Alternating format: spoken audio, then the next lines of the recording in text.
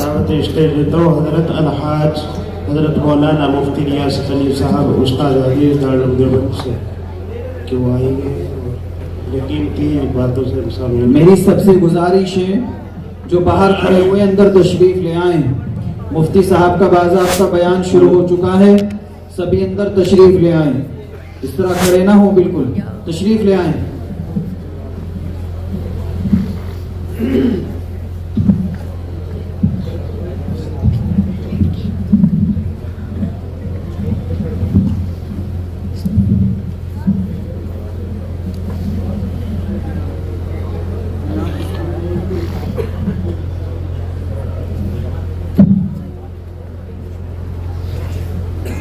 بسم اللہ الرحمن الرحیم. الحمد للہ رب العالمین والصلاة والسلام علی سید الانبیاء والمرسلین وعلی آلہ واصحابہ واہل بیتہ اجمعین. اما بعد. اعوذ باللہ من الشیطان الرجیم. بسم اللہ الرحمن الرحیم. لقد كان لكم في رسول الله أسوة حسنة. قال النبي صلى الله عليه وسلم لا يؤمن أحدكم حتى يكون هواه تبعا لما جئت به أو كما قال عليه الصلاة والسلام. بزرگان محترم, پیارے بچوں اور پس پردہ سنی بات سننے والی دینی مائیں بہنیں اور بچیاں, قرآن کریم کی آیت اور سرکار دو عالم صلی اللہ علیہ وسلم کی ایک حدیث میں نے تلاوت کی ہے. اسی کے ضمن میں کچھ باتیں عرض کرنے کا ارادہ ہے. اللہ تعالیٰ صحیح کہنے کی اور ہم سب کو عمل کی توفیق عطا فرمائے. آیت کریمہ کا ترجمہ یہ ہے, اللہ جل شانہ فرماتا ہے کہ تمہارے واسطے اللہ کے رسول کی زندگی یعنی ان کا عمل, ان کی سنت تمہارے زندگی گزارنے کے لیے بہترین نمونہ ہے. اللہ جل شانہ نے سرکار دو عالم صلی اللہ علیہ وسلم کی دنیاوی زندگی کے اخیر میں ہی جب آپ نے حج فرمایا تو آپ عرفات کے میدان میں تھے. وہاں پر اللہ کی طرف سے قرآن کریم کی آیت نازل ہوئی, الیوم اکملت لکم دینکم واتممت علیکم نعمتی. آج میں نے اپنا دین, تمہارا دین تمہارے لیے مکمل کر دیا, اپنی نعمت تمہارے واسطے پوری کر دی. گویا یہ دین نعمت ہے. وَرَضِيتُ لَكُمُ الْإِسْلَامَ دِينًا, اور میں راضی ہوا تمہارے لیے اسلام کو دین اور مذہب ہونے کے اعتبار سے کہ یہ مذہب زندگی گزارنے کا تمہارا دستور مذہب اسلام ہے, میں اس سے راضی ہوں. گویا میں نے یہی پسند کیا کہ تمہاری زندگی مذہب اسلام کے مطابق گزرے. یہ آیت اللہ کی نعمتوں میں سے ایک بڑی نعمت تھی. ایسی کوئی آیت آسمانی پہلی کسی کتاب میں نازل نہیں ہوئی جس میں یہ بشارت ہو کہ اس امت کا دین مکمل ہو گیا. ایک یہودی نے حضرت عمر رضی اللہ تعالیٰ عنہ سے, جن کے نام پر آپ کا مدرسہ ہے, حضرت عمر رضی اللہ تعالیٰ عنہ سے ایک یہودی نے کہا کہ تمہارے قرآن میں ایک آیت ایسی ہے، اگر وہ آیت ہماری کتاب میں نازل ہو جاتی تو جس روز وہ آیت نازل ہوتی ہم اسے عید کا دن مانتے۔ تو حضرت عمر رضی اللہ تعالیٰ عنہ نے فرمایا کہ مجھے خوب یاد ہے یہ آیت عرفے کے دن، جمعے کے دن عرفات کے میدان میں نازل ہوئی۔ عرفے کا دن تھا، جمعے کا دن تھا۔ عرفے کے دن حاجیوں کا حج ہوتا ہے۔ رسول پاک صلی اللہ علیہ وسلم نے فرمایا کہ عرفے کا دن سب سے عظمت والا دن ہے اور یہ دن شیطان پر سب سے زیادہ بھاری گزرتا ہے، اس واسطے کہ اللہ تعالیٰ عرفے کے دن اپنے بے شمار بندوں کی مغفرت کر دیتا ہے۔ شیطان کو یہ ضد ہے کہ وہ حضرت آدم علیہ السلام کی وجہ سے جنت سے نکالا گیا ہے کہ میں آدم کی اولاد کو یعنی انسان کو جنت کا حقدار نہ بننے دوں۔ وہ اللہ سے عہد کر کے چلا ہوا ہے کہ جس آدم کی وجہ سے مجھے جنت سے نکالا گیا ہے میں اس کی اولاد کو جنت میں نہیں جانے دوں گا۔ آگے سے، پیچھے سے، دائیں سے، بائیں سے، ہر طرف سے بہکاؤں گا۔ تو اللہ پاک نے بھی کہہ دیا تھا جا تجھے اختیار ہے، تجھے اور جو تیرے بہکائے میں آئیں گے اگر وہ اسی حالت میں مرے اور توبہ نہ کریں تو جہنم میں نے اسی لیے تیار کی ہے۔ میں تجھ سے، تیری ذریت، تیری نسل سے اور جو تیری اطاعت فرما برداری کریں گے اگر وہ توبہ نہیں کریں گے، ایمان میں داخل نہیں ہوں گے اور توبہ نہیں کریں گے، تم سب سے جہنم کو بھر دوں گا۔ اور اگر میرے بندے توبہ کر لیں گے میں انہیں بخش دوں گا، انہیں جنت میں داخل کروں گا۔ تو شیطان کو یہ ضد ہے، وہ چاہتا ہے کہ کوئی انسان جنت کا حقدار نہ بنے۔ اللہ ہمیں اور پوری انسانیت کو شیطان کے شر سے بچائے۔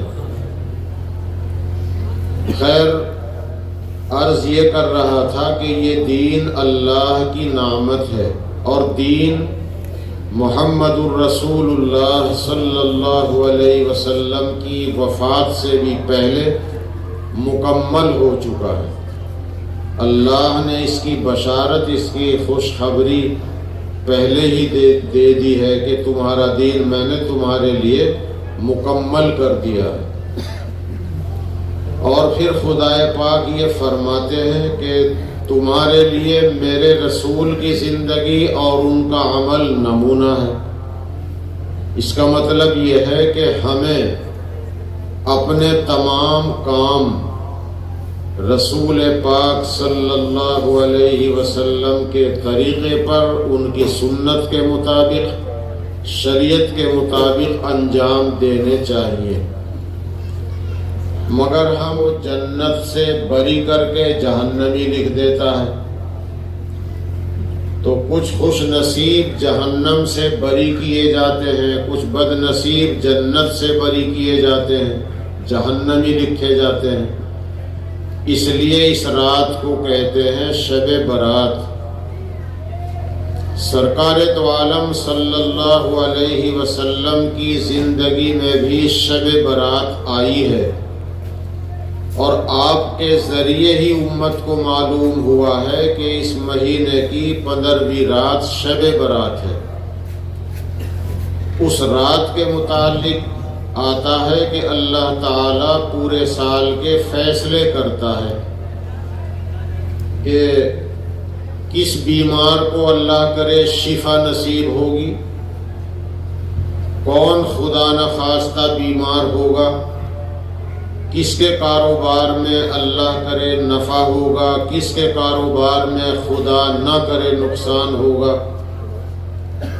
یہ اس قسم کے فیصلے اگلے سال تک کے لیے شب برات میں کیے جاتے ہیں، اور رمضان کی شب قدر میں وہ تحریری فیصلے فرشتوں کے حوالے کر دیے جاتے ہیں۔ وہ فرشتے پورے سال اسی کے مطابق چلتے رہتے ہیں، فیصلوں کو نافذ کرتے رہتے ہیں۔ اس سے یہ ثابت ہوا کہ جب یہ رات فیصلوں کی رات ہے تو اس میں ہمیں عبادت اور دعا زیادہ سے زیادہ کرنی چاہیے، اور یہ رات کوئی ہمارا تہوار نہیں ہے۔ ہم اہل سنت و جماعت ہیں۔ اہل سنت و جماعت اسی کا شورٹ اور مخفف ہے سنی۔ سنت رسول، جماعت صحابہ پر اعتماد رکھنے والے اہل سنت و جماعت۔ پھر سنیوں میں دو طبقے ہو گئے۔ ایک طبقہ اپنے آپ کو سنی حنفی دیوبندی کہتا ہے، ایک طبقہ اپنے آپ کو سنی حنفی بریلوی کہتا ہے، لیکن حقیقت میں دونوں ہی سنی ہیں۔ دونوں طبقوں کا رسول ایک ہے، قرآن ایک ہے، امام ابو حنیفہ رحمۃ اللہ علیہ ایک ہیں، پیری مریدی کا سلسلہ بھی ایک ہے۔ ویسے علماء دیوبند کا جو شجرہ پیری مریدی کا حضرت علی اور پھر سرکار دو عالم صلی اللہ علیہ وسلم تک پہنچتا ہے، اس میں حضرت علاء الدین علی احمد صابر کلیری رحمۃ اللہ علیہ کا نام بھی آتا ہے۔ ان کے نام کے بغیر دیوبند کا شجرہ مکمل نہیں ہوتا۔ تو یہ سب صابری ہیں آپ حضرات، بلکہ بریلوی اعلی حضرت مولانا احمد رضا خان صاحب کا شجرہ جو ہم نے پڑھا ہے، اس میں حضرت صابر صاحب رحمۃ اللہ علیہ کا نام نہیں ہے، لیکن وہ بھی سنی ہے، حنفی ہے، کٹر حنفی ہے اور کٹر سنی ہے۔ تو ہمارا سنیوں کا کوئی تہوار نہیں ہے شب برات۔ اگر یہ کوئی تہوار ہے تو شیعہ حضرات کا ہو سکتا ہے۔ شیعہ حضرات ان کے امام 12 ہیں، ہمارے سنیوں کے امام 4 ہیں۔ شیعہ حضرات کی اذان الگ ہے، ہماری سنیوں کی اذان الگ ہے۔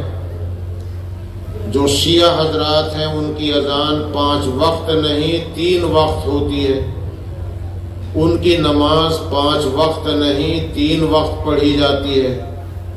ظہر اثر کو ظہر میں پڑھتے ہیں، مغرب عشاء کو مغرب میں پڑھتے ہیں، فجر کو الگ پڑھتے ہیں۔ ان کی اذان کے الفاظ ہماری سنیوں کی اذان سے 1.5 گنا زیادہ ہیں۔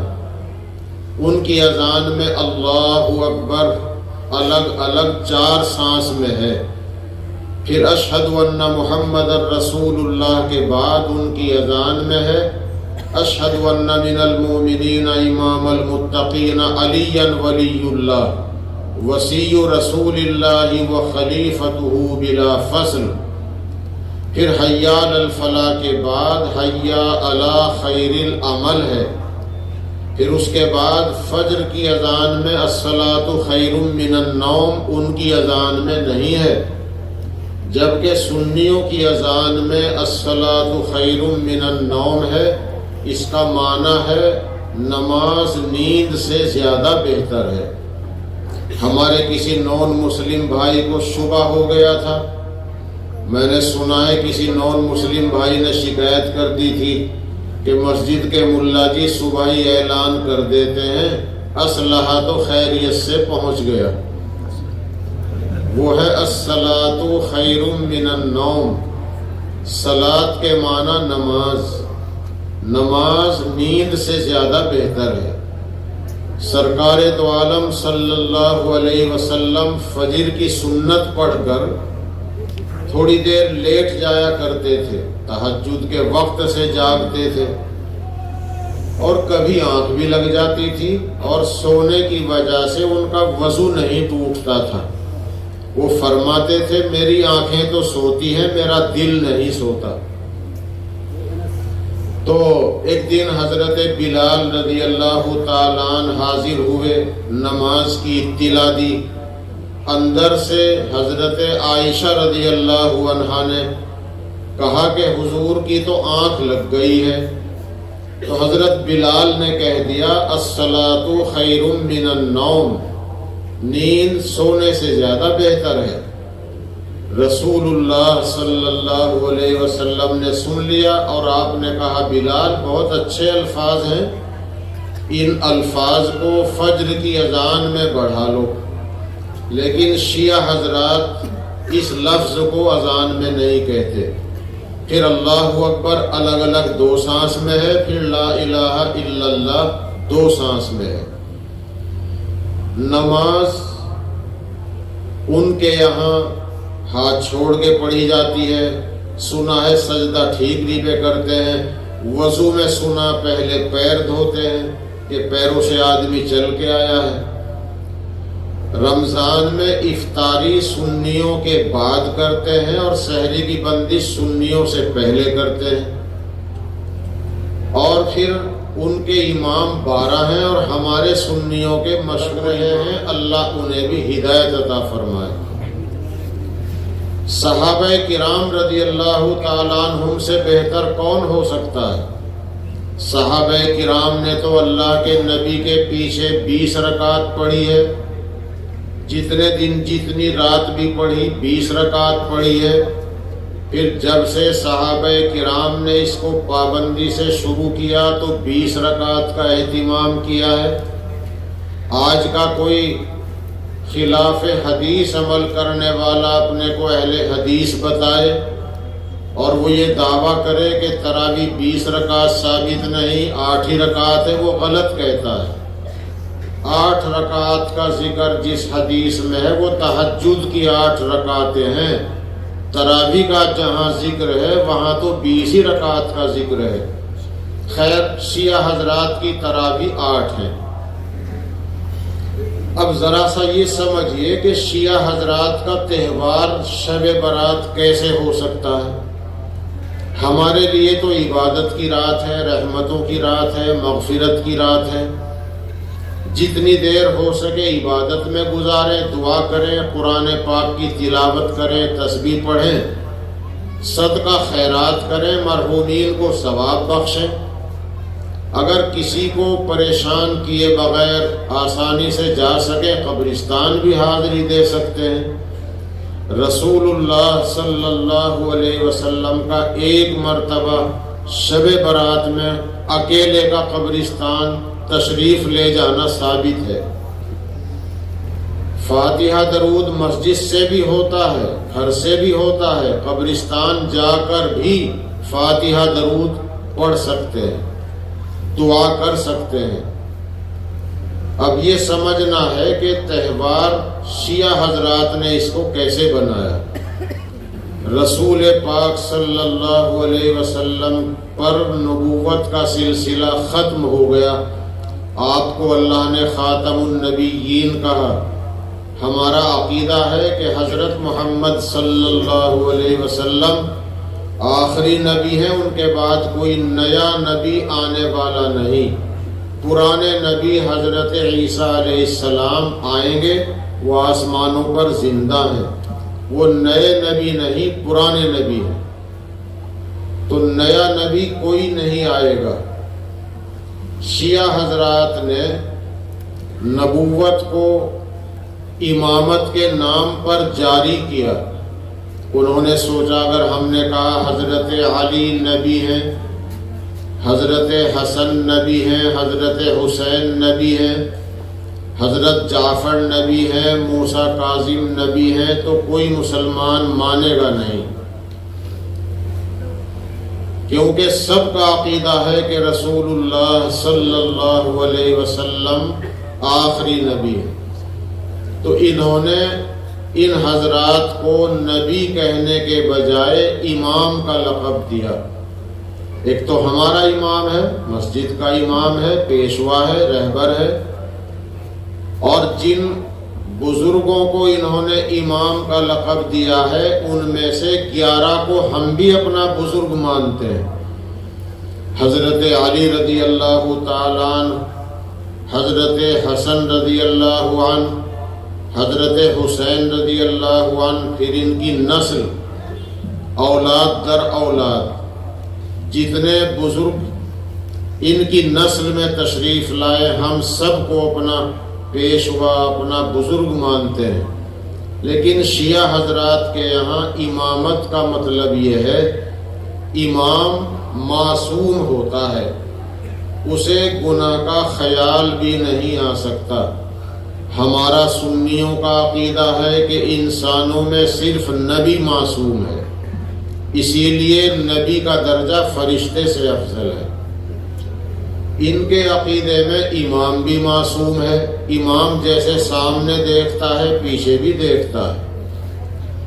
امام جس چیز کو چاہے حلال بتا دے، جس چیز کو چاہے حرام بتا دے، حالانکہ اتنی اتھارٹی تو نبی کے پاس بھی نہیں۔